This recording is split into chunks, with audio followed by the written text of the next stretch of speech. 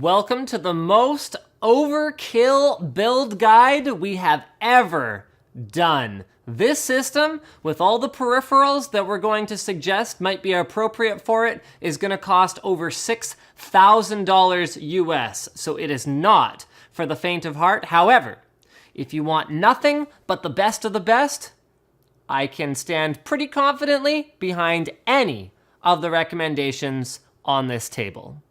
So who is this system for exactly? Well, number one is the components we've chosen are optimized for gaming. Number two is they are optimized for overclocking. And number three is they are optimized for very, very quiet operation. And we've also gone with a full custom liquid cooling setup in order to help us achieve the goals of gaming, overclocking, and quiet operation all at the same time. Now, with that said, our choices here today were not dictated by performance per dollar or any kind of value metric, really. We're going for the best possible performance that we can get, and that's it. For our CPU and motherboard combo, we've gone with a 4770K unlocked processor from Intel. So this is on the LGA 1150 platform, and we've gone with a Maximus 6 Extreme motherboard from ASUS. Now, you might ask, why didn't we go LGA 2011 with this system? The benefits of LGA 2011 are more cores, more RAM, as well as more PCI Express lanes natively. But because this is a gaming-oriented system and not a workstation, we aren't going to benefit from those things as much as we'll benefit from being able to use a 4th generation Haswell architecture, because most games are lightly threaded workloads, compared to a 2nd generation Sandy Bridge architecture, which at the time of filming this is the highest available on the LGA 2011 platform. Next up is graphics cards. We've gone with two ASUS GeForce GTX Titans with Coolant's water blocks on them. The reason we're water cooling them is that you can get higher boost clocks if you keep these GPUs very cool due to GPU Boost 2.0. And the reason we've gone with Titans as opposed to GTX 690s or Radeon 7990s is that I personally find that the best scaling and the best compatibility comes with two-way graphics card configurations of no more than 2 cards. Now, the reason to use 2 Titans as opposed to a single 690 is that you get a 6 gig frame buffer with GTX Titan that is not available on any other consumer grade gaming graphics card. That means particularly when running at high resolutions, Titan is going to deliver a better gaming experience with large textures, so now and in the future, than any other solution on the market.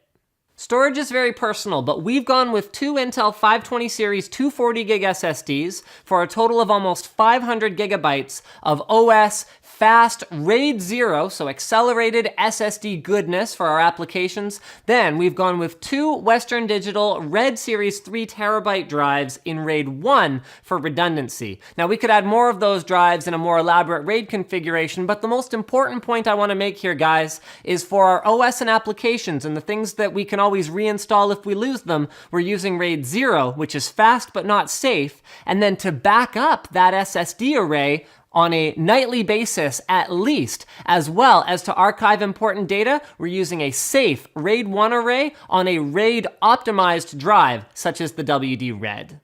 Also in line with our gaming theme is the use of an ASUS Zonar Phoebus sound card. It's very similar to the Zonar Zents that I've been using for quite a while now, except it's a little bit more gaming optimized, so it has a front control pod. You can plug your headphone microphone into it, uses all 3.5mm connectors, and it always gets the latest software updates from ASUS for their gaming optimized features. So my understanding is that their new radar will be coming to it soon, which is a visual indicator of where sounds are coming from, which is kind of neat. We're using PrimoChill PrimoFlex LRT Advanced tubing, my personal favorite type of tubing. It's awesome. We're using Coolant's 3/8" ID, 5/8" OD compression fittings. What I like about these is the fact that they can be wrenched tight or hand tighten, and they look outstanding. We are also using a Phobia gold-plated reservoir, which looks pretty bling bling, as well as a Coolant's 380i CPU block, which is one of the best performing CPU blocks on the market.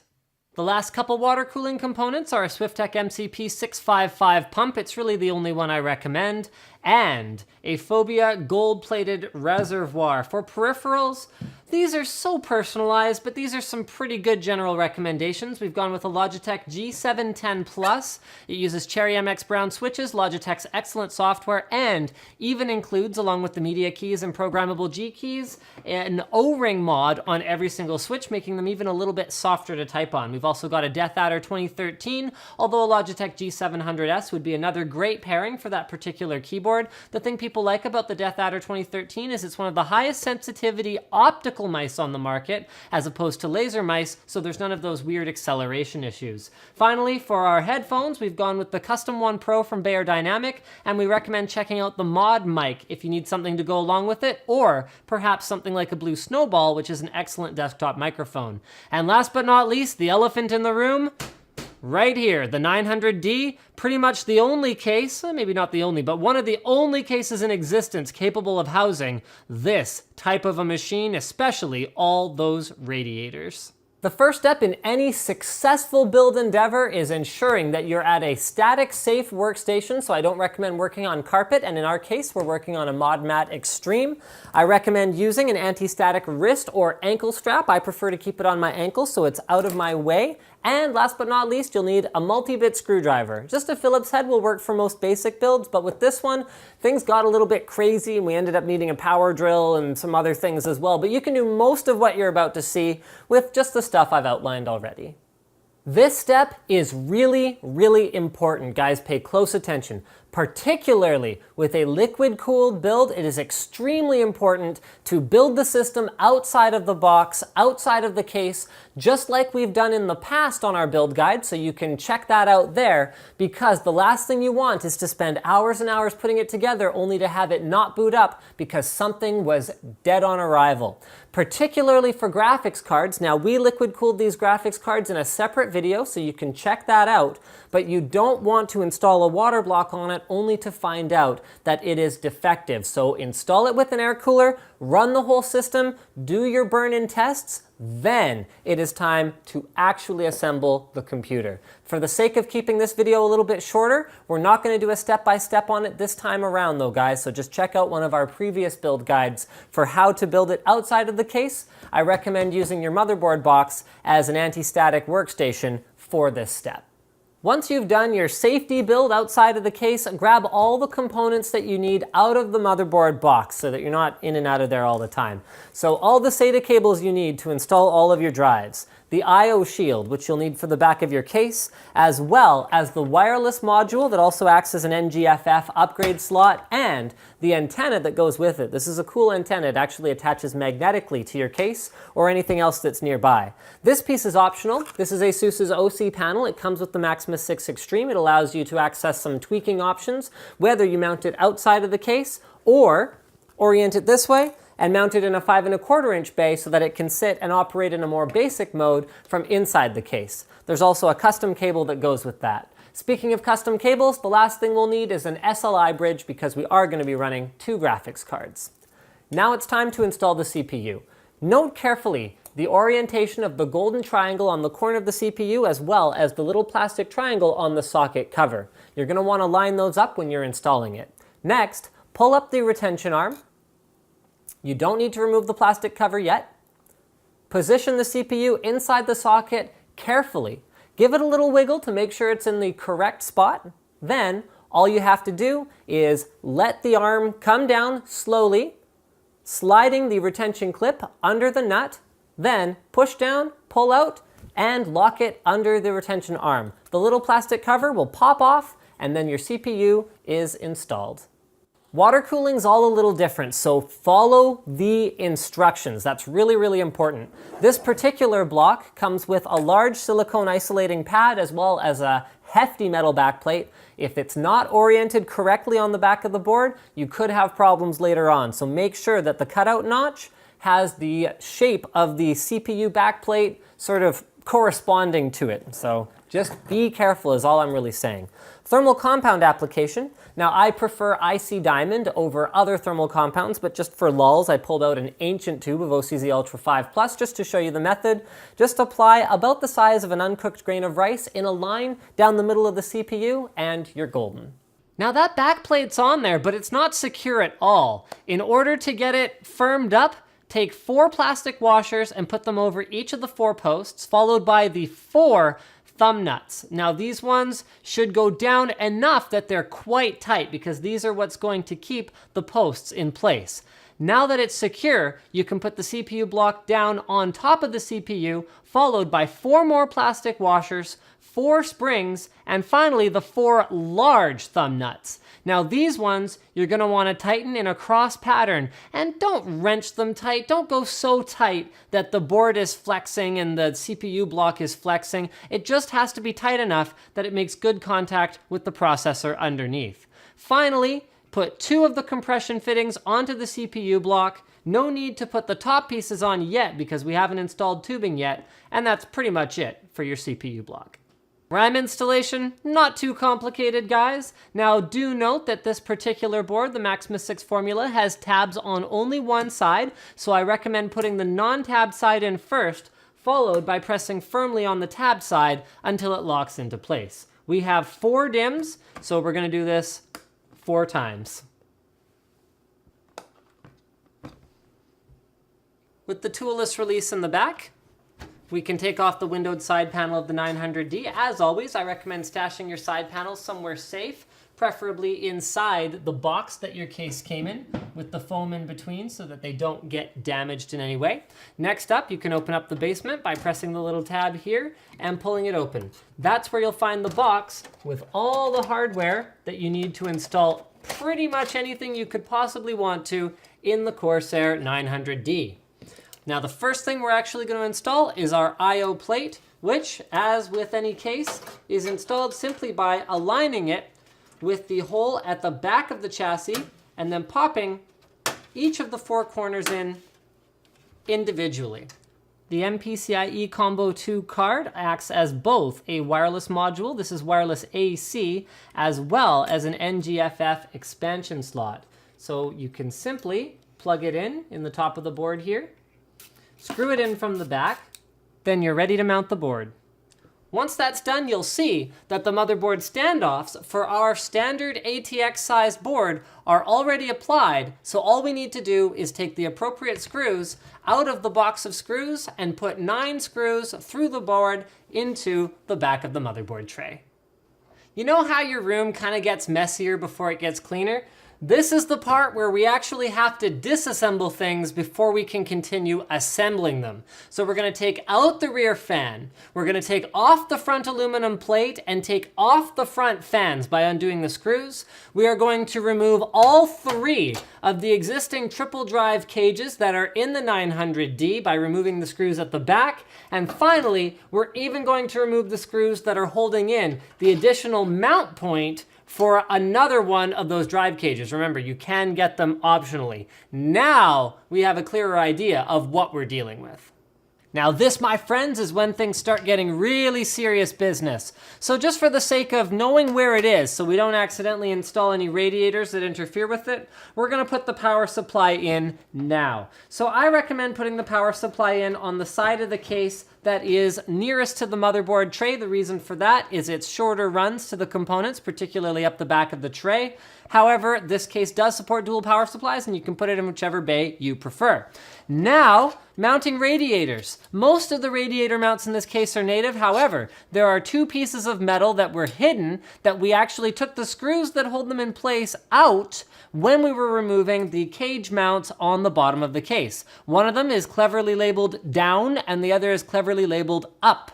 These simply mount to the case using little hooks and then screws to hold them in place permanently once they're in. These are what are going to allow us to mount that quad radiator that goes on this side. Now we're ready to start physically planning the layout of our loop in terms of where we want to install fittings, radiators, and tubing. This is the point in the build where you want to actually make sure all of your carefully laid plans are even going to work. Take those radiators, do quick test fits. Make sure that you not only have room for the radiators and graphics cards and other bulky components, but also that you have room for the associated cables and fittings and tubing that's going to go with them. Because even the best laid plans Well, it is possible to make mistakes.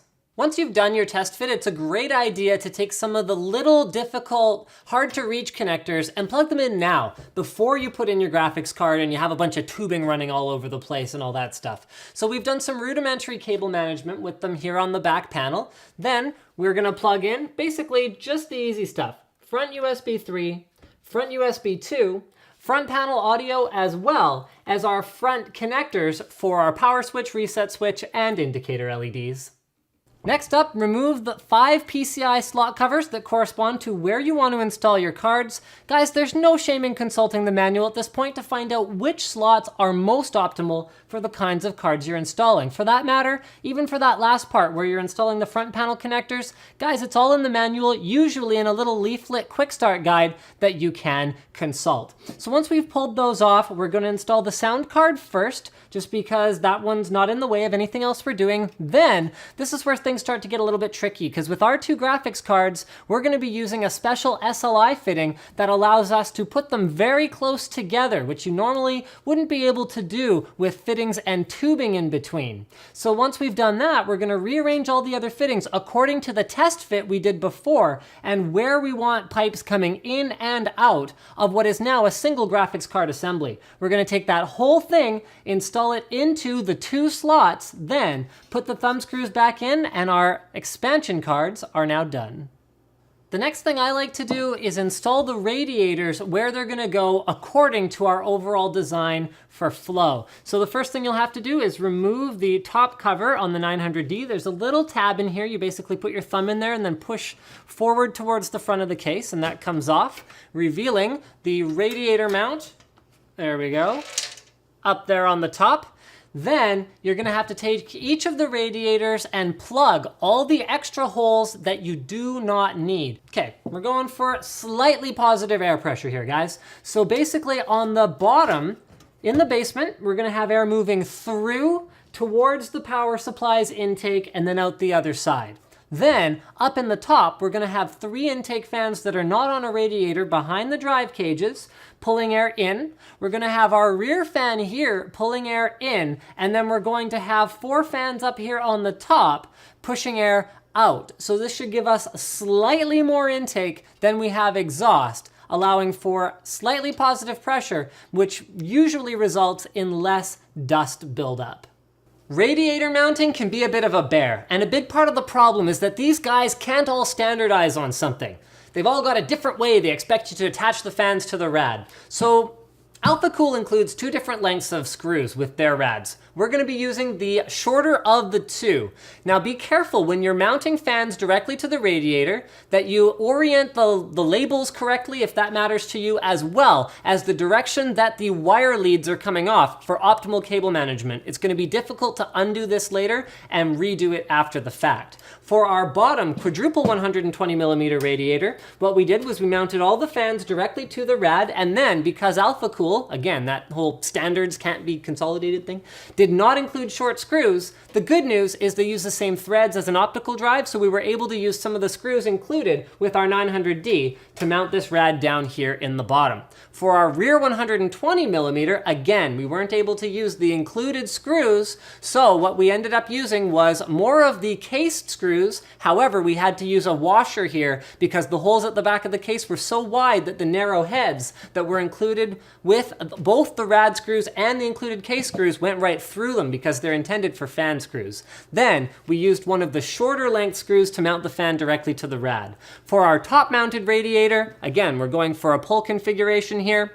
We used the longer screws because now we're going all the way through a fan, all the way through the case and into the radiator in order to get them mounted. Now this is again a spot where you're going to want to do any test fits that you think you need to do. For example, here in the back, we were not able to orient the 120mm rad in what I would consider to be the optimal orientation with the barbs up. This makes it easier to bleed the air out of it. Instead, we had to turn it around, and it was still a very tight fit with our tubing to ensure that we were actually going to be able to get water up to that top radiator. Removing the top panel on the 900D is pretty simple once you get the hang of it. Just flip the tab under here, slide it off to the left-hand side of the case if you're facing it from the front, and that's how you get access to mounting that top rad.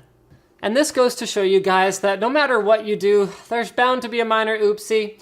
We had to take our power supply out. And the reason for this is with it in, we realized we couldn't access the fittings on the quad radiator in the basement because it was too close, so we weren't going to be able to install tubing on it. What we'll have to do instead is install our dual radiator using the long screws, washers, and then going through a fan into the rad. This gives us a very natural airflow path in the bottom of the case here, so you can see we're pulling air through this way and then pulling it out this way, so it's all going in the same direction, not fighting itself. And then once we've done that, we can run all the tubing, run all the fittings in the basement, including getting tubing installed on the pump, which is gonna go next to the dual rad right down here. Then we can put our power supply back in and start getting the cables hooked up. Part of getting the basement of the case plumbed correctly is installing the reservoir, which actually is gonna go up here by the PCI slots. Now, guys, get a pen ready, write this down. The order of your loop does not matter. You go CPU block, GPU block, radiator, reservoir, doesn't matter. We're talking maybe a degree or two of difference, but what does matter is having the pump pulling water directly from your reservoir. That way it can never run dry. Now, we used the flexible fitting options on this particular Phobia gold-plated res in order to make sure that we were going to have clearance to install our tubing. So it has an inlet on the top, which I would actually recommend using as a fill port, otherwise you're gonna get trickling noise. And then it has two different fittings that come out at about sort of 70 degrees on the sides and two on the bottoms. It's important to use one on either side because there's a baffle in the middle of the reservoir that keeps the cyclone effect from occurring, sucking air into your pump, making it louder and less efficient. Phobia ships a pretty robust mounting system with this particular res. Now, we could drill holes. In fact, later on in this build, we are going to drill holes and stuff, but for this one, it wasn't really necessary. We were able to use some of the vent holes at the back of the case in order to get our two C-clips installed. Then all we had to do was put the plastic washer on, then put on the metal nut, tighten it with a screwdriver, and we were ready to snap our reservoir into place. Now, the one challenge here is that once you've already got all of your expansion cards installed, you're gonna have to remove your reservoir to change them, but you probably won't be changing them that often, so you might wanna try and find a different place to put the res. This was the place that we found that made sense. When you're actually installing tubing, some people believe in sort of putting it in the spot and like measuring it and then cutting to measure. I don't. What I usually do is I install one end of it. So remember guys, you've already got the fitting component of your compression fitting screwed into whatever component it happens to be, whether it's a block or radiator. So make sure before you put the tubing on it, you actually put the retention ring on top of the tubing. Otherwise you're gonna have to run it all the way in from the other end. Now go ahead and install it on there, tighten it down finger tight, pretty much as far as you can go. Remember, that's holding it on and compressing it for a good seal. Then, line it up, run it to where it needs to go, and just mark it with your finger. Then pull it out and cut it with either a tubing cutter or a very sharp pair of scissors. If you have dull scissors, you might end up with an uneven cut, which can potentially cause leaks, and particularly in cases where you're not using compression fittings, it can look cosmetically not very appealing. Now, some people do this, some people don't. I like the D5 pump or the MCP655 from SwiftTech. Unfortunately, it has 1/2-inch barbs integrated. You can buy an aftermarket top that you can change out the fittings on, but I usually don't do that. What I do is I stretch my 3/8 tubing over the 1/2-inch barbs. It does require a little bit of elbow grease. However, there's a couple tricks that you can use to make it easier. Number one is boil a cup of water, then soak the tubing in it for even about 5 seconds, and then try and go at it. If that then doesn't work, then soak it again, stretch it in 4 different directions using a pair of pliers, soak it again, and try one more time. Now I can pretty much guarantee you'll be able to get it on there. There's one trick though, guys. Remember, no matter how hard you've stretched the tubing, I always recommend using a retention mechanism of some sort, whether it's a plastic clip, a compression fitting, or even a zip tie. So make sure that you put something on there to prevent leaks in the future.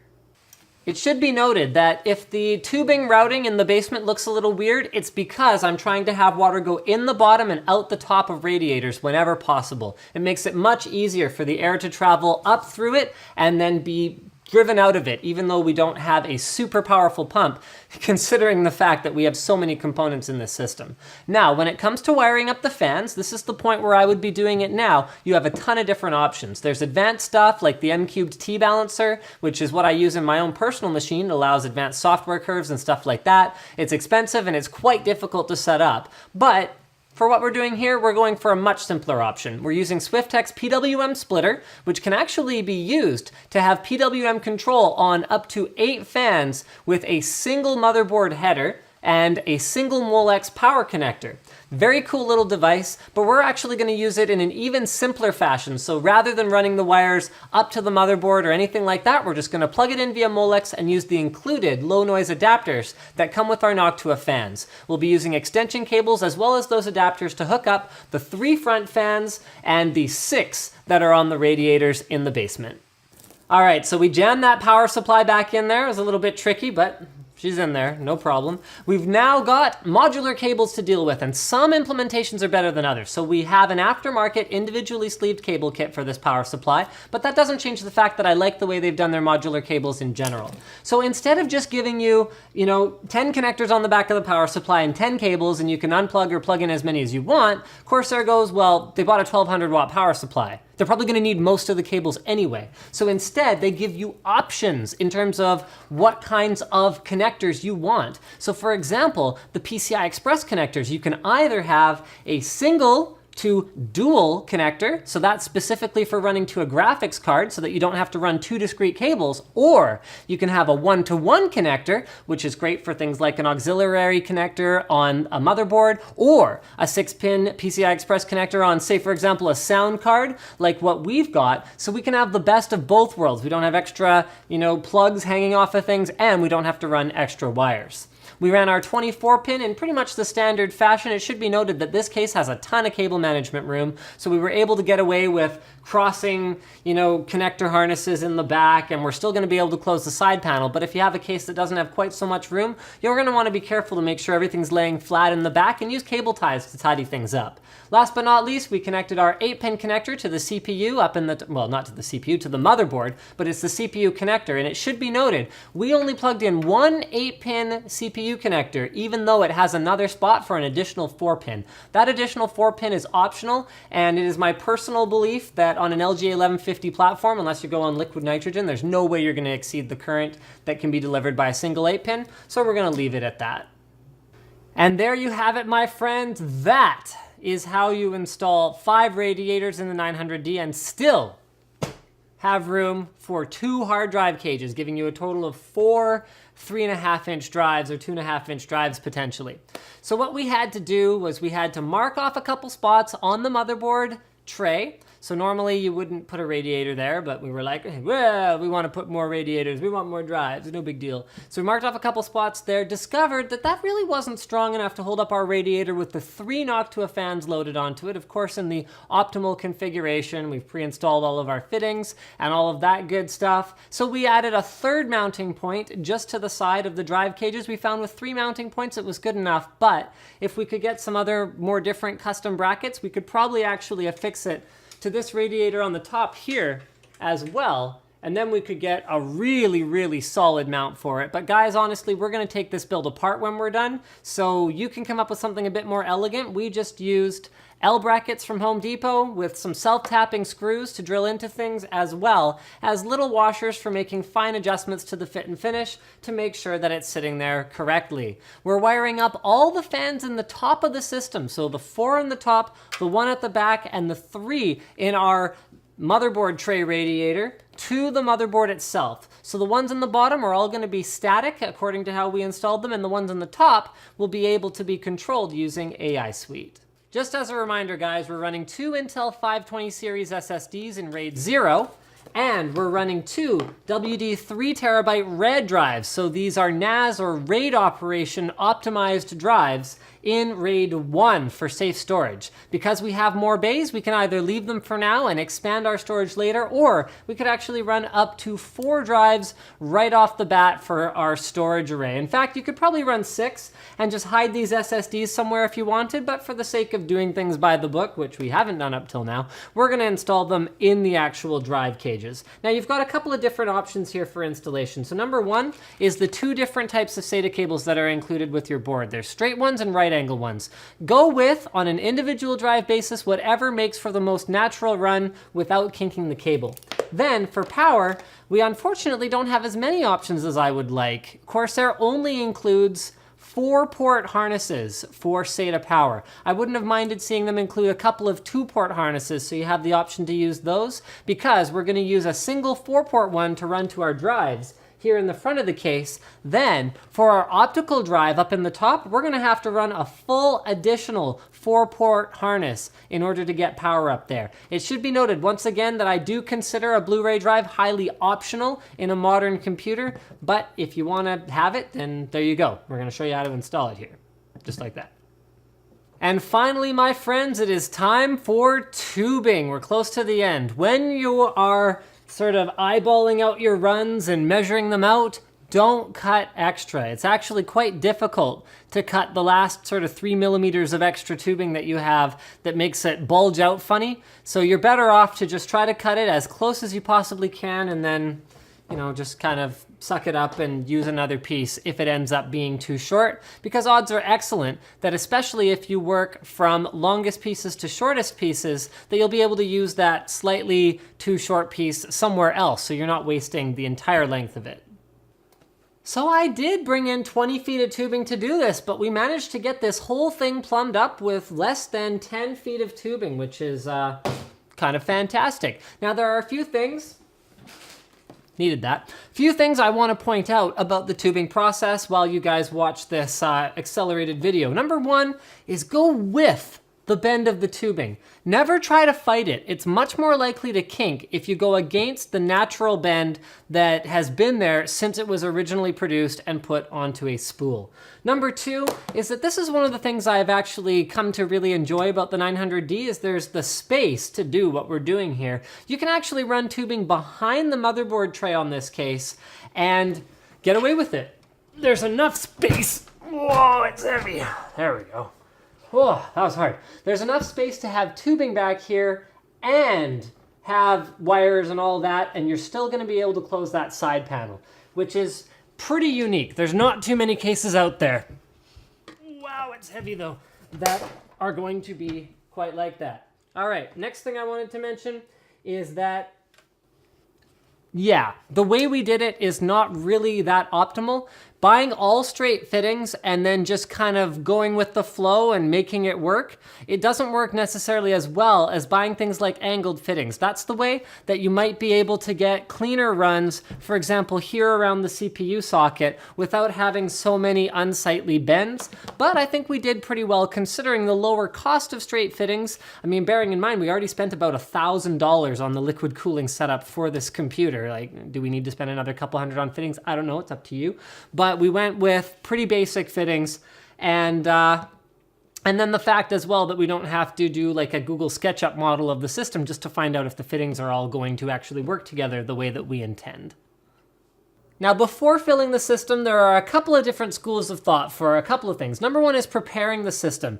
So many people believe in cleaning out the radiators with hot water and a mild vinegar solution before you even assemble anything. It is a good idea. There can be residue left over in them from manufacturing that is easy to remove if you flush prior to building. The other thing is which coolant to use. I personally am an advocate of colored tubing with clear distilled water. Simple, no dyes or anything fancy like that. If you want to have a biocidal agent, I suggest putting a chunk of silver into your reservoir and just calling that a day as opposed to using clear tubes and a bunch of dyes. I've just seen them gunk up too many times. I'm sure there's good ones out there, but that is my personal approach. This is just a random bottle from some Fesser coolant that I use to put distilled water in. You can get it at the grocery store. It's pretty inexpensive. What we can all agree on, however, is the procedure. of using a separate power supply or unplugging your existing power supply from all the sensitive components inside in order to prime the system. So that is to say, what you'll do is you'll get like some kind of conductive piece of something. So I usually bend a paper clip. You bridge the green pin on your power supply. And if you can't find which one's the green pin on your power supply, say for example, if you have a custom sleeved one like this, then you can check out manuals online or diagrams online. So you bridge the green pin with any black pin on the power supply. Then you're able to easily control the on-off functionality with the switch at the back. It will automatically turn on anytime you have the on switch on at the back. So what that means is you can plug this into just the pump and it allows you to do the quick cycles that you need in order to fill the loop. So basically what you'll do, in this case, I've taken an extra scrap piece of tubing and I've attached another fitting to the top of my reservoir so that I can fill it. So you'll fill up your reservoir as much as you possibly can, just like this. Then cycle the power on so that all the liquid comes out of the reservoir and is taken somewhere else in your loop. Your pump should be gravity fed. If you've set up your loop correctly, it should be the next component and nowhere for air bubbles to get trapped. Then what you do is fill it up again, cycle the power again, and as soon as that res is empty, turn the power back off and rinse and repeat. Rinse, because water. Near the end of your filling adventure, you're going to get to a point where the reservoir isn't full yet, but the water cycles continuously without the pump sounding like it's not working properly. You never want your pump to run dry. That's really bad. But once we get to this point, what we can do is we can actually leave the system running while we top up the reservoir the rest of the way. I recommend leaving it in this state without any of the components actually powered on and risking getting shorted out and damaged for at least 6 to 24 hours, maybe even 48 hours if you want to be super sure.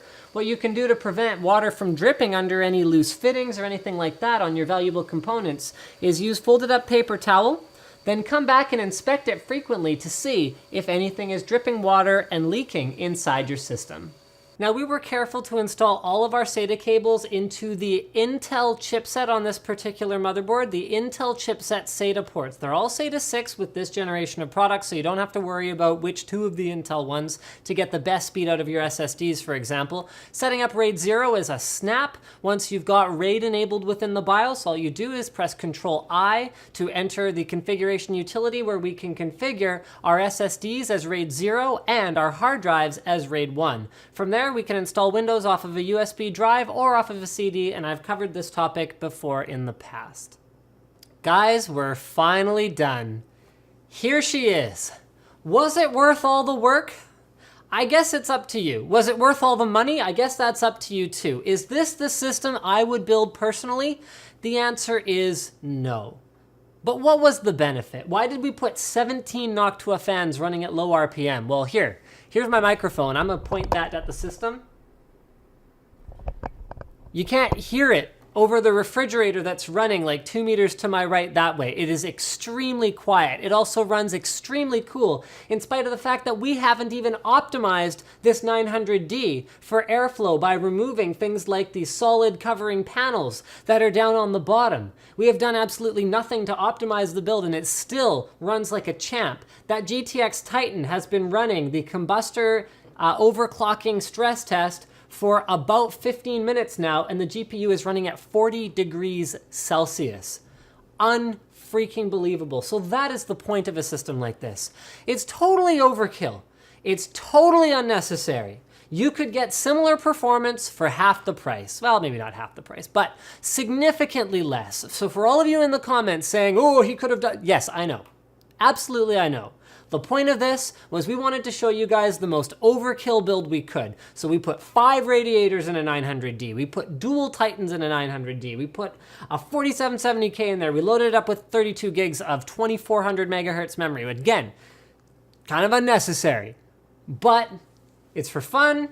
It's for looks. I personally think it looks awesome. The only things I'd change probably about the appearance are maybe I'd take out the optical drive, and that was also the reason we didn't install the OC panel from Asus, so that fits into a 5¼ inch bay. You can run this externally as well, so you can just sit it on your desk, or you can install it in the 5¼ inch bay if you don't mind that. I would also probably add some BitPhoenix Alchemy lighting strips. I really like these. The defect rate on them is very low compared to other LED strips that I've used in the past, where some of the LEDs will start to fade very quickly. We've had very good luck with the Alchemy ones, so we definitely recommend them around here. And man, guys, I'm gonna just sort of ramble for a bit here while you can check out some glam footage of the system here. There were some challenges with this system. Anytime you strive to do something that's really out of the ordinary, you can expect there to be some hiccups. I wasn't actually expecting to get all 5 radiators in it at first, because I had kind of looked it up and I'd gone, oh, okay, supports 5 radiators. Didn't really think about it that much. Called up Alpha Cool. I was like, hey guys, I need this, this, this, and this. And then I got it here and I realized the triple in the front doesn't fit natively if you also have a quadruple and a double in the bottom. So that was where we came up with the idea to mount it on the motherboard tray, which actually is pretty effective because it's going to be able to take in some of the intake air from those front 3 120mm fans, and it gives you still more radiator surface area. We also had some definite challenges with respect to fittings and water cooling tubing and getting everything to fit just right, because it's pretty tight in there, but it was a lot of fun to build. We actually didn't undo that many things along the line, and I'm extremely pleased with how effectively we were able to fill up a 900D to the point where it doesn't look empty in there, which is what most of the 900D builds I see look like. They just look like the case is so big and there's not enough in there. We were able to fill it up with stuff that actually made sense.